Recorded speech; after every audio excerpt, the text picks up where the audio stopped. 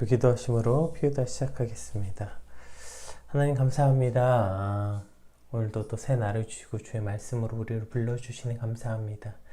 이제 연휴가 끝나고 다시 일상으로 회복되는 이날 말씀을 통해서 또 우리가 어떻게 또 우리 일상으로 또 돌아갈 수 있는지, 또 오늘 우리의 삶의 가장 우선이 되어야 되는 건 무엇인지 주님 깨닫는 이 아침이 되게 하여 주시옵소서.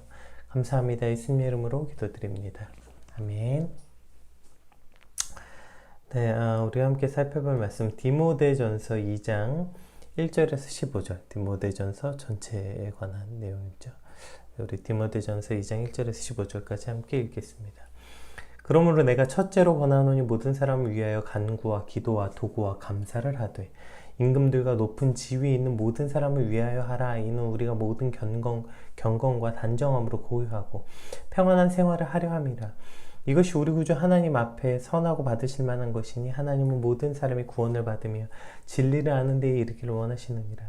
하나님은 한 분이시요 또 하나님과 사람 사이의 중보자도 한 분이시니 곧 사람이신 그리스도 예수라. 그가 모든 사람을 위하여 자기를 대속물로 주셨으니 기약이 이르러 주신 증거니라. 이를 위하여 내가 전파하는 자와 사도로 세움을 입은 것은 참말이요 거짓말이 아니니 믿음과 진리 안에서 내가 이방인의 스승이 되었노라.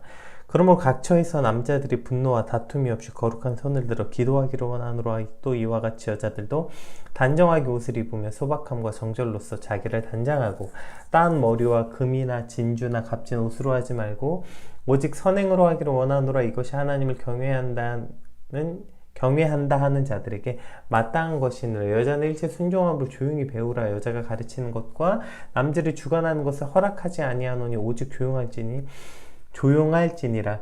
이는 아담이 먼저 지음을 받고 하와가 그 후며 아담이 속은 것이 아니고 여자가 속아 죄에 빠졌습니다. 그러나 여자들이 만일 정숙함으로써 믿음과 사랑과 거룩함에 거하면 그의 해산함으로 구원을 얻으리라. 아멘.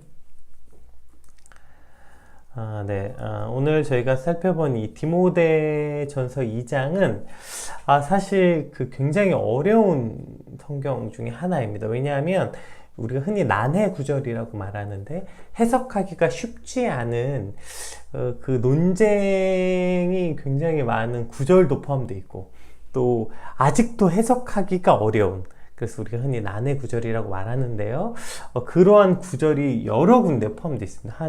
크게 한 3가지 정도 포함되어 있는데, 따라서 이 각각의 하나의 그 논쟁거리를 제가 설명하고 얘기하는데 전체를 할애할 수는 없지만, 그래도 피하지 말고 오늘 본문은 특별히 그 난해 구절 3가지를 좀 같이 우리가 나누면서 이것이 성경이 이런 이야기를 하고 있구나, 이 문맥에서는 이렇게 표현되고 있구나, 어떻게 흐르는지 모르는 걸 좀 너무 쉽게 포기하진 말고 그래도 이것이 전반적으로 어떻게 흘러가는지, 또 어떠한 해석들이 존재하는지 우리가 함께 보면서 오늘 본문 전체가 우리에게 주는 그 교훈이 무엇인지 한번 살펴보려고 합니다.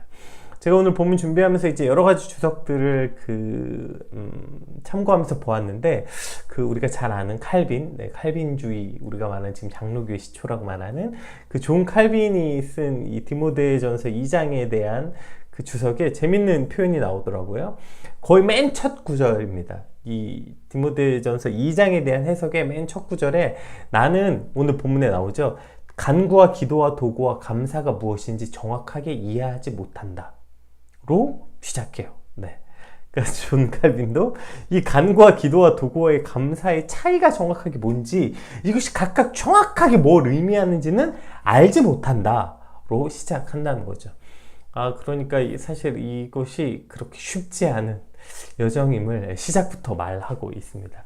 그럼에도 불구하고 우리가 완전히 정말 100% 이해할 수 없을지라도, 그러나 성령님이 이 시간 우리를 지혜를 주시고 우리를 인도하셔서 이 내용이 왜곡되지 않은 상태에서 파악이 가능한 지점, 그 정도 안에서도 충분히 하나님께서 우리에게 하실 만한 말씀이 무엇인지 충분히 아는 것 같아요. 그러니까 저희가 이제 저희 아기 키우다 보면, 저희 아기가 이제 22개월인데 정확하게 무슨 말 하는지 알겠습니까? 아니면 본인이 말도 아직 못하고요. 그럼에도 불구하고 대부분의 뉘앙스는 파악하거든요. 예, 아마 하나님이 우리에게 주신 말씀도 감히 우리가 어떻게 하나님의 언어를 전체 다 이해할 수 있겠냐마는 그 전체 문맥을 통해서 그 뉘앙스는 충분히 파악하고 하나님 우리에게 뭘 원하시는지 어떠한 방향으로 하시는지 정도는 충분히 파악이 가능한 것 같습니다. 우리 이 시간 그래서 성령님의 특별한 도우심과 성경의 조명을 우리 간구하는 마음으로 한번 같이 살펴보겠습니다. 우리 1절에서 3절 이것이 이제 첫 번째 난해 구절이 등장하죠. 우리 1절에서 3절 말씀 한번 같이 읽어볼게요. 그러므로 내가 첫째로 권하노니 모든 사람을 위하여 간구와 기도와 도구와 감사를 하되 임금들과 높은 지위에 있는 모든 사람을 위하여 하라. 이는 우리가 모든 경건과 단정함으로 고요하고 편안한 생활을 하려 함이라. 이것이 우리 구주 하나님 앞에 선하고 받으실 만한 것이니. 이렇게 시작합니다. 자, 이 첫 번째 주제 이거죠. 그래서 이제 디모데와 에베소에게 사도 바울이 첫 번째 권하는 일이 바로 기도인 것입니다. 이것이 오늘 본문 전체의 주제이기도 해요. 그래서 제가 오늘 본문 제목을 첫 번째로 권하노니 이렇게 표현한 것도 바로 이와 같은 맥락입니다. 그러니까 첫 번째, 이건 뭐 여러 가지 중에 시작점이란 첫 번째 얘기가 아니라 가장 중요한, 가장 먼저 된 일, 이것이 바로 기도하는 일이라고 말하는 거죠. 에베소가 당시 갖고 있었던 많은 문제, 그래서 그것에 대해서 선한 싸움을 싸우고 착한 양심을 가지라고 1장에 이제 그렇게 권면해 놓고 첫 번째 행해야 되는 그 지침이 바로 기도하는 일이라는 것이죠. 오늘 우리 삶 역시 하나님의 뜻이 이루어져야 되고 또 이 땅에 빛과 소금으로서 우리의 삶도 살아내야 되고 이제 연휴가 끝나고 여러분 각각의 직장으로 또 학교로 또 가정으로 이제 다시 복귀하게 되는데 그곳에서 우리도 오늘 분명히 선한 싸움이 시작되겠죠. 그러나 그 선한 싸움에 임하는 우리의 첫 번째는 각오와 다짐이 아니라 오늘 본문에 간구와 기도와 도구와 감사가 우리가 오늘 첫 번째 싸움에 임하는 가장 기본적 자세라는 것이죠. 그러니까 우리 삶의 첫 번째 출발 지점이 바로 이렇게 하나님께 간구하는 일이라는 것입니다. 아까 칼빈 얘기했던 것처럼 사실 이 간구와 기도와 도구와 감사에 대해서 이것이 정확하게 뭘 뜻하는지 이해하기는 쉽지 않아요. 그래서 이제 어거스틴은 이것을 당시 의식적 습관이다. 그래서 같은 말을 이렇게 한 것이다 라고 해석했는데 이것에 대해서는 좀 회의적인 의견이 많고 가장 이제 오늘 본문을 크게 두 가지로 해석하는 부류가 많은데요. 간구와 기도와 도구와 감사를 각각의 의미로 해석하는 거예요. 각각의 의미를 해석하는 방법과 이것을 전체 통째로 해석하는 방법인데요. 이 각각의 의미를 해석하는 건 이제 간구에 해당하는 헬라어가 데세이스라는 단어인데요. 긴박한 상황에서 특별한 성취를 위한 탄원이에요. 그래서 어떤 긴박한 상황에 대한 기도고요. 두 번째 기도에 해당하는 헬라어는 프로슈카스인데요. 이것은 일반적 의미로 하나님을 향한 모든 경건한 아뢰움, 즉 일반적인 모든 종류의 기도를 통칭하는 의미로 해석이 됩니다. 또 세 번째 도고라는 것은 헬라어로 엔튜크세이스라는 단어인데 이건 사실 신약 성경에서 디모데전서 4장 5절하고 또 오늘 본문에서만 이제 언급된 단어예요. 그래서 접근, 인터뷰, 사회적 교제라는 의미인데요. 본문에선 이것을 중보기도의 의미로 사용합니다. 네 번째 감사에 해당한 헬라어는 유카리스티아스라는 단어인데요. 하나님의 과거에 대한 은총, 즉 감사 기도를 의미하는 것이죠. 그래서 우리가 기도는 이렇게 기도해야 된다. 우리가 처해져 있는 지금 특별한 기도 제목, 그것에 대해서 기도하고 또 두 번째 모든 하나님께 드려지는 모든 경건한 아뢰움, 그리고 또 중보, 그리고 감사기도, 이것이 우리가 하나님께 하는 기도의 종류이며 이러한 기도를 하라고 지금 사도 바울이 가르치고 있다 라고 지금 해석하는 방법과 두 번째는 이것이 각각의 의미가 아니라 서로 상호보완적인, 즉 간구와 기도와 도구가 연결되면서 결과로서 감사기도가 필수적으로 쫓아나올 수밖에 없기 때문에 이것은 각각의 의미라기보다 같은 의미의 반복이라는 것이죠. 그러니까 기도라는 단어의 반복이라는 거예요. 그래서 기도와 기도, 즉 각각의 의미가 이건 이런 기도, 저건 저런 기도가 아니라 같은 의미를 다른 동음이어로 반복하면서 이것을 통해서 기도가 얼마나 중요한지에 대한 기도의 진지함과 기도가 갖고 있어야 되는 지구성을 강조하는 것이다 라고 해석합니다. 각 기도를 구별해서 파악하는 것도 의미 있긴 하지만 오늘 전체 문맥상의 기도에 대한 의미를 우리가 본다면 반복함으로써 그 의미한 것을 강조하는 것을 이해하는 후자의 견해가 오늘 본문을 조금 더 잘 드러내고 있는 것 같아요. 이건 뭐 저의 견해고 또 여러분은 제가 두 가지 다 설명했으니까 어떤 걸 취해도 사실 본문을 이해하는데 큰 어려움은 없습니다. 근데 이제 이 본문 시작이 첫 번째로 권한원이었잖아요. 그러니까 제가 아까 이 첫째라는 것이 그 가장 중요하다는 의미를 말하는 것이었기 때문에 그러니까 그것이 이 문맥 전체의 흐름에 따라서 가장 중요한 것, 그래서 그 기도의 중요성을 강조하고 지속성을 표현하는 것으로서 오늘 이해하면 될 것 같습니다. 그래서 이 그러니까 간구와 기도와 도구와 감사, 간구와 기도와 도구와 감사, 이 모든 것이 기도를 얼마나 강조하고 있는 그 첫 번째로 권한원이 뿐 아니라 같은 걸 반복함으로써 오늘 우리가 해야 되는 가장 그 첫 번째 단추. 그러니까 너희가 이 혼란스러운 에베소 상황에서, 이건 우리도 마찬가지죠. 혼란스러운 삶에서 너희가 해야 되는 첫 번째 가장 중요한 지점이 뭐냐?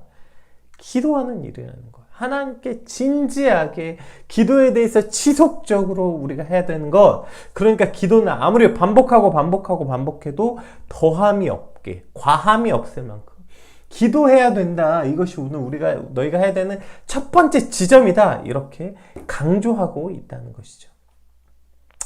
그렇게 기도하라고 말하면서 뭐라고 얘기했냐면 1절에서 모든 사람을 위하여 라고 말하고요. 2절에서도 임금과 높은 지위에 있는 모든 사람을 위하여 라고 말하고 있어요. 그러니까 여기서 이제 두 번째 난해 구절, 혹은 두 번째 난해 구절이라기보다 이것은 이제 신학적 대립, 신학적 분쟁에 관해서 여전히 그 쟁점이 되고 있는 그 어떠한 표현인데요. 왜냐하면 이 모든 사람이라는 말 때문이에요. 그래서 모든 사람을 위한다 라는 것이 이제 만인 구원서를 주장하는 알마니안과 또 예정론, 선택적 구원을 이제 주장하는 칼빈주의자들 사이에서 17세기에 굉장히 큰 논쟁이 있었고, 그 논쟁은 사실 지금까지 이어지죠. 그래서 이 본문을 가지고 말합니다. 이제 그러니까 만인 구원서를 주장하는 알마니안주의자들이 따라서 봐라, 모든 사람을 위해서 기도하라고 하지 않았냐. 그래서 모든 사람은 구원받을 자격이 있다. 그렇기 때문에 모든 사람을 위해서 기도해야 된다라고 말하고, 이 부분에 대해서 이제 칼빈주의자들은 여기서 말하는 모든 사람들은 하나님이 예정한 사람들을 뜻하는 것이다. 이러한 논쟁이 사실 지금까지 이어지고 있죠. 모든 사람을 위해서 기도하라는 이것이 이제 팽팽히 대립하는 구절이에요. 그런데 오늘 본문이 쓰여진 당시에는 이 사도 바울이 이 본문을 쓸 때는 그때 무슨 알마니안주의도 없었고 칼빈주의도 없었던 시대이기 때문에 오늘 본문은 그 시대 방식에서 이해하는 게 가장 좋습니다. 이게 아주 중요한 표현이에요.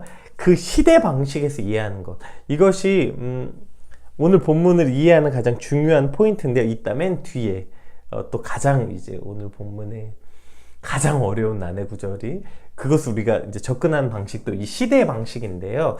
이 시대 방식이라는 건 두 가지 의미인데, 첫 번째는 그러니까 이 문자주의, 저걸 그대로 가져와서 지금 적용하는 그대로 적용해야 된다고 말하는 이 문자주의적 해설의 오류도 우리가 범해서는 안 되고, 또 이것을 또 이제 자유주의에서 말하는 것처럼 이건 그 시대에 존재했던 거기 때문에 지금 적용할 수 없다고 그 말씀 전체를 의미 없게 만들어버리는 것도 경계해야 되고, 단지 우리가 그 시대적 상황에서 본문을 파악해서 지금 시대에 적용할 수 있는, 지금 우리에게 주신 메시지를 이해할 수 있는 그러한 자세가 오늘 본문을 이해하는데 가장 중요한 자세입니다.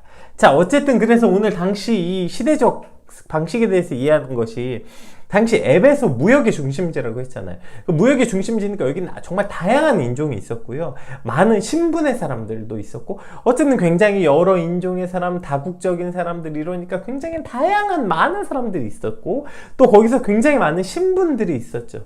그러니까 여기서 말하는 1절과 2절에서 말하는 모든 사람들이라는 건 그러한 다양한 모든 사람들, 신분과 인종을 다 뛰어넘어 그 모든 이들에게 차별 없이 기도하라 고 권면하고 있는 것입니다. 그렇게 이걸 받아들이는 것이 가장 오늘 본문을 잘 이해하는 것이지, 이 모든 사람이라는 것을 이 국한시켜서 신학적 논쟁으로 끌어들여서 알마니안과 그 칼빈주의의 논쟁이라기보다 이것은 그 당시 에베소가 갖고 있었던 이 시대의 상황으로 이해해야 되는 것이죠. 따라서 우리가 기도한다는 것 역시 이런 것입니다. 그러니까 차별 없이 모든 이들을 위해서 기도하라. 이것이 하나님이 받으실 만한 기쁜 일이다.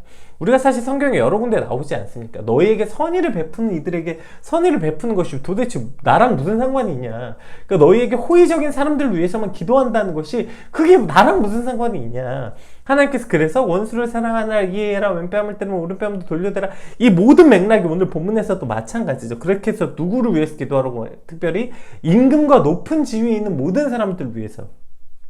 사실 여기서 차별 없이 기도하라고 하면 우리가 그냥 얼핏 생각하기엔 이제 이 다음 단어는 그 뭐죠?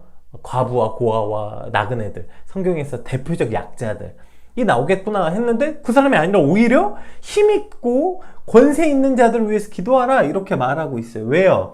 여기서 이 당시 시대적 배경이 뭡니까?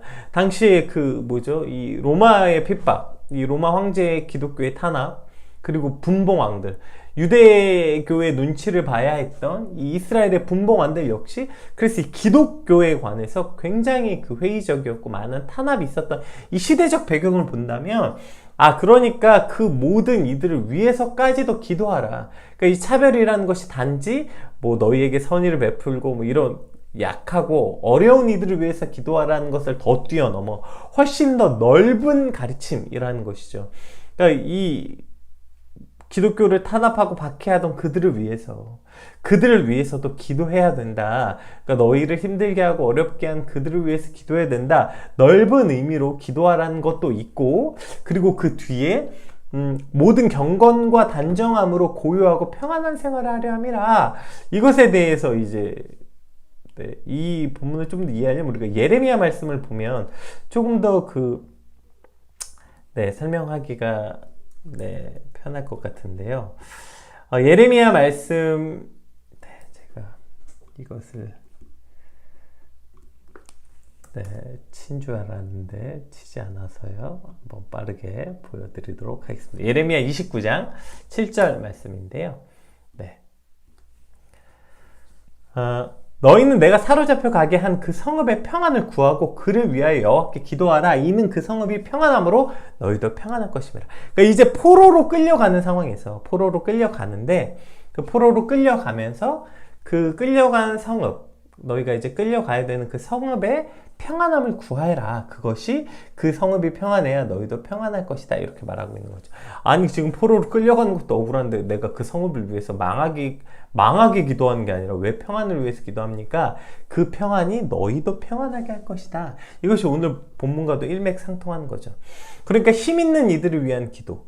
그것은 사실 예레미야 시대나 뭐 로마 시대나 지금이나 사실 기도하지 않게 되는 이유가 뭐냐면 힘 있는 사람들을 늘 자신이 믿고 의지하는 자신들이 원하는 세상을 만들기 원해서 그것을 위해서 끌고 가기 때문에 기독교 가치관과는 늘 반대될 수밖에 없습니다. 언제나 기독교 가치관과 힘 있는 권세가 하나가 될 수는 없어요.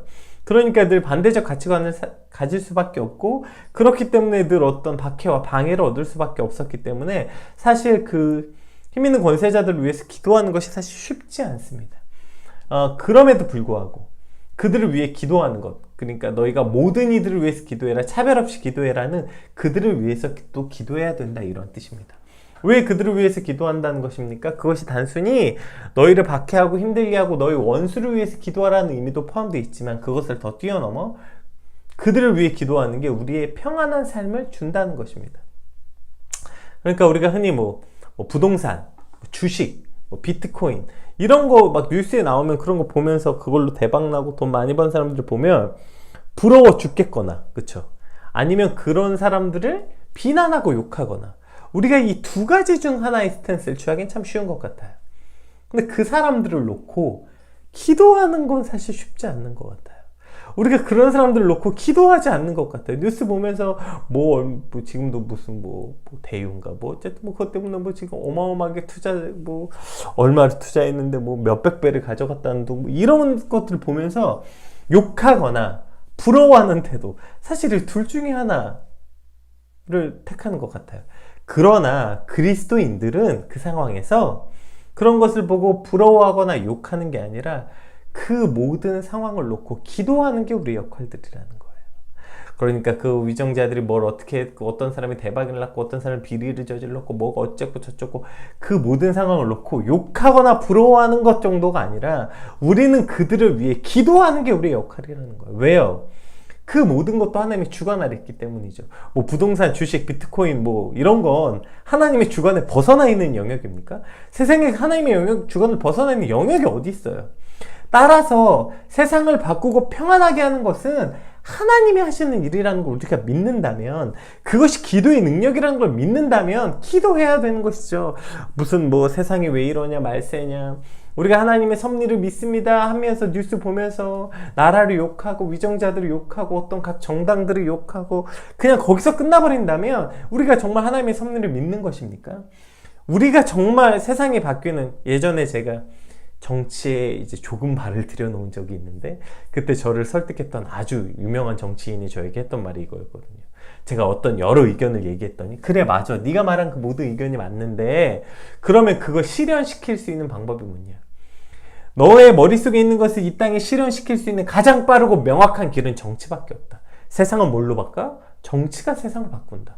근데 꽤 일리 있다고 생각했어요. 그 어릴 때. 뭐 그렇게 어리진 않았지만. 네. 그래서 시작했던 게 있어요. 그때 제게 성령이 탄식하시면서 제안해 줬던 게 이런 말씀이었던 것 같아요. 정말 그게 세상을 바꾼다고 믿니? 였어요. 여러분, 우리가 정말 세상을 바꾸는 힘이 하나님께 있다고 믿는다면 기도해야 되는 거예요. 기도. 네, 그냥 그걸 그냥 세상 사람들과 똑같이 욕하거나 부러워하거나 뭐 에이 왜 저러냐 뿐 아니라 우리는 그것을 뛰어넘어 그래서 기도해야 되는 것이죠. 왜요?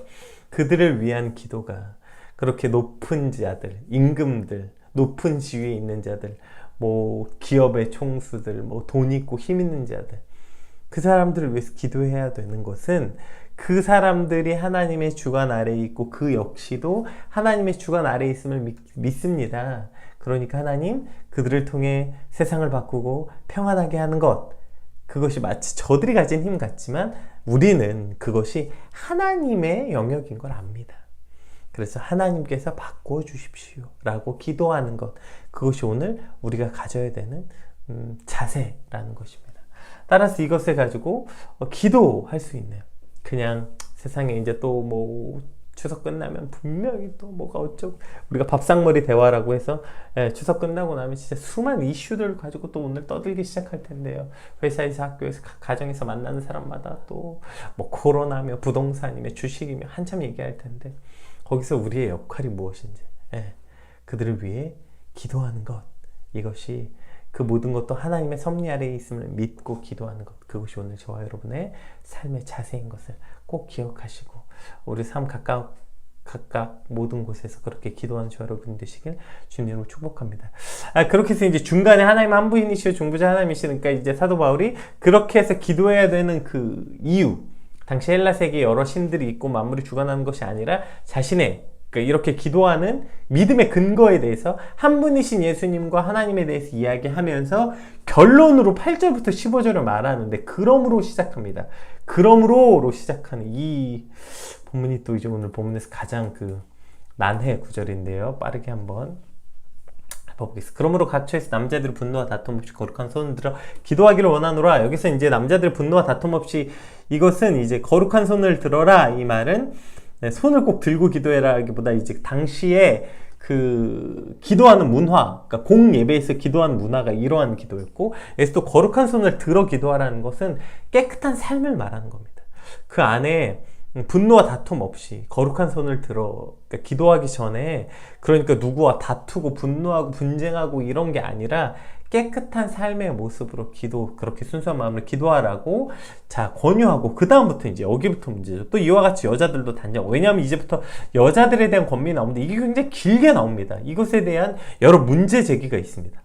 뭐 어쨌든 읽어볼게요. 또 이와 같이 여자들도 단정하게 옷을 입고 소박함과 정결로서 자기를 단장하고 따은 머리와 금이나 진주나 값진 옷으로 하지 말고 오직 선행으로 하기를 원하노라. 이것이 하나님을 경외한다 하는 자들에게 마땅한 것이니라. 자, 여기까지는 그래도 크게 어렵지 않은 것 같아요. 왜냐하면 아까 얘기했잖아, 다양한 문화가 있었다고. 그래서 여기서 굉장히 유행에 민감한 도시였어요. 따라서 아마 많은 여자들이 굉장히 화려한 옷과 이런 거, 뭐 사실 지금 시대는 남자들도 많이 꾸미는 것을 좋아하지만 사실 뭐 한 1, 20년만 전만 해더라도 남자들이 외모에 너무 막 화려한 거 하고 다니면 욕먹는 시대였잖아. 우리나라도. 이 당시에는 훨씬 더 했겠죠. 그래서 이 당시에는 아마 남자들은 하고 싶었어도 그렇게 하지 않았던 것 같아요. 그럼 대부분은 이렇게 치장하고 화려한 옷을 입고 하는 것은 여자들이 대부분 많은 관심을 가지고 있었던 것이죠. 그러니까 당시의 그 시대적 배경 안에서 많은 여자들이 이렇게 유행에 민감하고 막 외모를 치장하는데 꿈이 이제 힘쓰니까 그렇게 하지 말고 선행으로 하라는 것이죠. 그러니까 너희의 가치를 높여주는 것은 베드로전서에 이제 나온 것처럼, 그러니까 너희 인간의 가치를 갖는 것은 외모를 꾸미는 것이 아니라 너희 선행으로, 아름다운 마음이 너희의 진짜 아름다움을 꾸며준다, 이런 것이죠. 이것이 하나님을 경외한 자들에게 마땅한 것이라. 여기까지는 사실 별 의견이 없습니다. 당연하지 않습니까? 이건 당연하죠. 저희 아버지가 저희가 거울 앞에 있을 때 그때 얘기했다고 했잖아요. 야, 그렇게 외모만 뭐 꾸미면 뭐하냐, 뭐 얼굴만 그러면 뭐하냐, 내면이 아름다워요. 지금 그 말에 여기서 뭐 반박할 게 있겠습니까? 따라서 오늘 우리가 뭐 어떤 것을 입었든 어떤 브랜드를 입었든 뭘 하든이 아니라 선행, 너희를 진짜 아름답게 하는 건 차라리 그것을 그렇게 꾸미고 그렇게 할 돈과 시간과 에너지를 가지고 선행, 어려운 이웃을 돌보고 고통받는 이들에게 그것을 나눠줌으로, 그렇게 선행하는 것이 너희에게 진짜 아름다움이며 그것이 하나님을 경외한다 하는 자들에게 마땅한 것이다, 이렇게 우리를 권면하고 있는 것입니다. 또 추석 끝나고 나면 더 뭔가 이런 것에 대해서 민감한 것 같아요. 누가 뭘 입었고, 누가 뭘 들었고, 누가 뭘 가졌고, 이런 것들 말이에요. 이런 것이 너희를 아름답게 하는 것이 아니라 오직 선행으로 그렇게 해라. 자, 여기까지는 큰 이견이 없어요. 자, 근데 이제 여기부터 이제 논쟁의 시작이 되죠. 여자들 일체 순종함을 조용히 배우라. 여자가 가르치는 것과 남자를 주관하는 것 허락하지 않으니 오직 조용할지라. 이는 아담이 먼저 짐을 받았고 하와가 그 후며 아담이 속은 것이 아니고 여자가 속아 죄에 빠졌음이라. 그러나 여자들이 만일 정숙함으로써 믿음과 사랑과 거룩함에 거하면 그의 해산함으로 구원을 얻으리라. 일단 여기서 가장 이제 난해 구절의 핵심은 그의 해산함으로 구원을 얻는다는 이 말이에요. 왜냐하면 이 해산한다는 말 자체는 죄의 대가로서, 그러니까 남자는 일하는, 종일토록 수고하며 일하는 저주, 이거 저주였잖아요. 그걸 받았고, 여자는 해산의 고통, 이것이 그 하나님의 징벌로서의 그 고통인데 이것이 어떻게 축복이 될까? 해산함이 어떻게 복이 되냐? 이것에 관한 그 문제인데 이제 여러 가지 해석이 있어요. 첫 번째 해석은 이런 거예요. 그러니까 그 여자는 여자의 삶의 모든 조건을 순종함으로써 구원을 얻는다. 그러니까 해산은 여자만 할 수 있는 거니까요. 그러니까 그 모든 조건들을 순종함으로 구원을 얻는다, 뭐 이것이 있고, 두 번째는 그 여인이었던 마리아가 예수 그리스도를 해산함으로 그 모든 믿는 자들의 구원을 얻게 될 것이다. 그러니까 그 죄로 인해서 받았던 그것을 그리스도를 해산함으로써 우리가 구원을 얻었다, 이런 거. 이 두 번째 해석이고요. 세 번째 해석은 여자가 해산을 안전하게 치름으로써 구원을 얻게 된다. 그러니까 이 해산하는 것에 대한 자체에 대한 어떤 그 해산을 안전하게 하는 것에 대한 해석, 혹은 또 자녀를 양육하는 것이 굉장히 큰 의미를 가졌기 때문에 자녀를 온전히 양육하는 사명을 통해서 구원을 얻게 된다는 해석도 있고요. 뭐 여자는 해산을 해야 함에도 불구하고 뭐 구원을 얻을 것이다 라는 이제 견해가 있는데, 그 중에서 이제 가장 많이 이제 해석하는 것 중에 하나가 이 다섯 번째. 그러니까 해산하는 고통을 얻었지만 그럼에도 불구하고 그것이 구원을 얻는 것과 상관없다. 구원을 얻을 수 있다.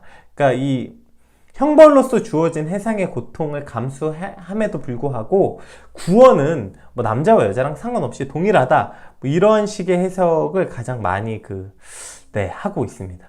그러니까 사실 그래서 이것이 굉장히 난해 구절이에요. 그래서 사실 이것을 어떻게 해석해야 되는지에 대해서 여러 의미, 또 어떤 여러 가지가 있지만, 이것이 이제 많이 해석되고, 또 이제 조금 더 그걸 좀 이렇게 이해하기 쉽게 해석한 것은 그 어떤 여자 성도에게 요구되는 덕목, 즉 어떠한 그러한 것으로서 이 해산이라는 건 여자만 할 수 있었던 것이기 때문에 그 해산함으로써 이 어떤 정절과 믿음과 사랑의 거룩함, 이것이 어떤 여자가 지켜야 되는, 지향해야 되는 덕목이다, 이것이 남자가 해야 되는 것과 여자가 해야 되는 어떤 덕목들이 좀 다르다라는 식의 해석도 있습니다. 따라서 이 부분을 해석하는 게 사실 굉장히 쉽지 않습니다. 그래서 이 한 구절이 뭔지를 해석하는 데 에너지를 쏟는다기보다 그 앞에 그럼 이 전반이 하고 있는 내용은 무슨 말인가? 아, 그러면 이거 무슨 남아